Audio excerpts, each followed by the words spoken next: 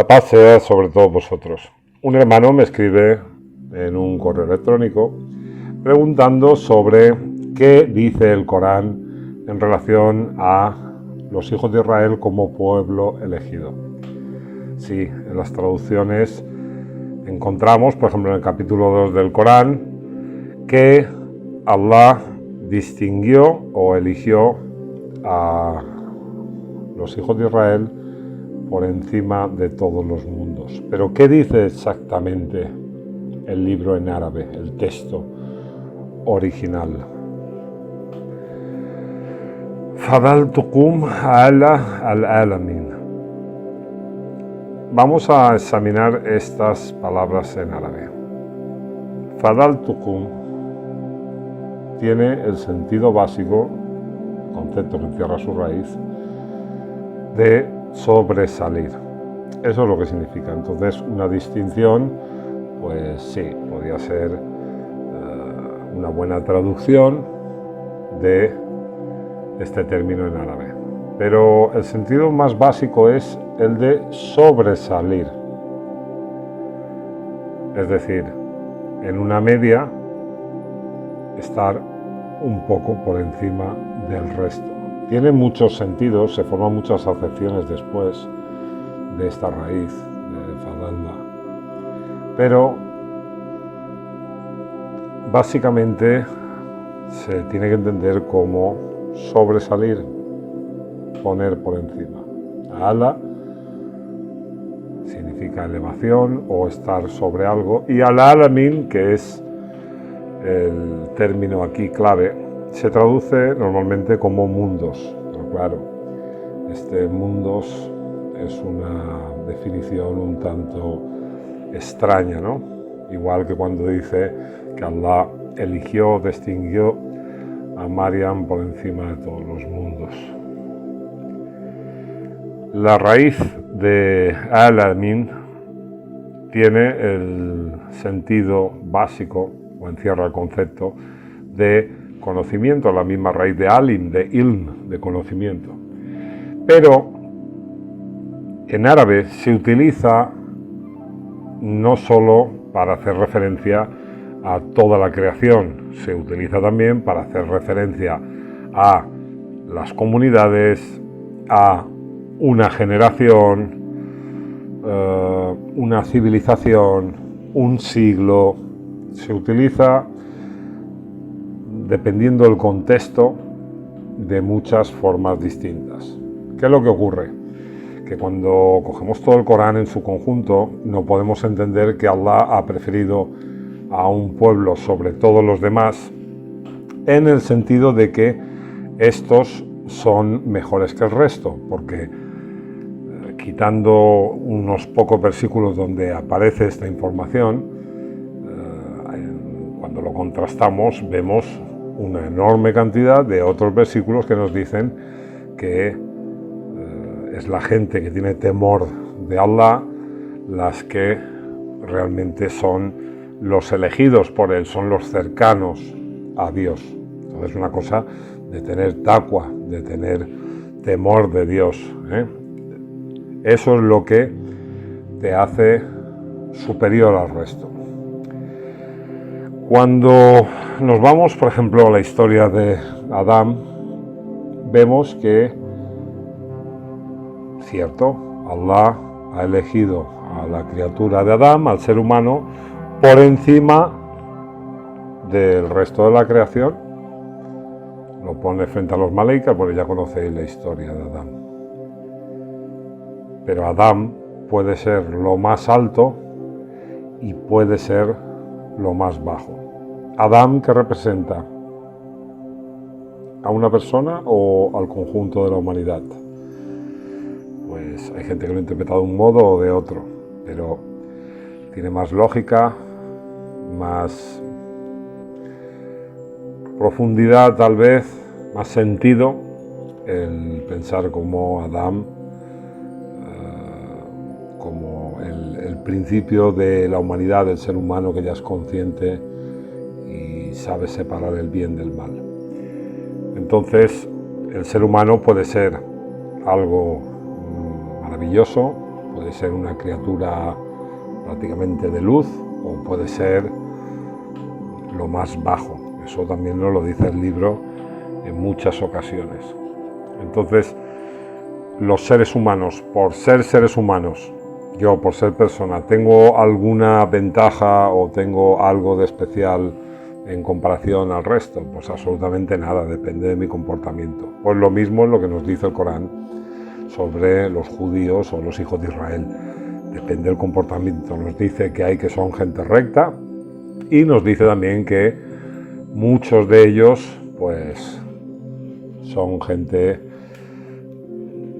que piensan realmente que son el pueblo elegido, y claro, es un pensamiento muy peligroso. Es muy peligroso porque imagínate tú, si tú eres el pueblo elegido de Dios y tienes una serie de ventajas que no tienen los demás, también tienes una serie de justificaciones para poder alcanzar tus objetivos, ya que si eres el favorito de Dios, pues bueno, estás por encima, ¿no? Dios te va a perdonar a ti más que a los demás, Dios te va a meter menos tiempo en el infierno que a los demás. Bueno, todos los argumentos que escuchamos, que nos dicen nuestros hermanos judíos y que aparecen reflejados en el Sagrado Corán.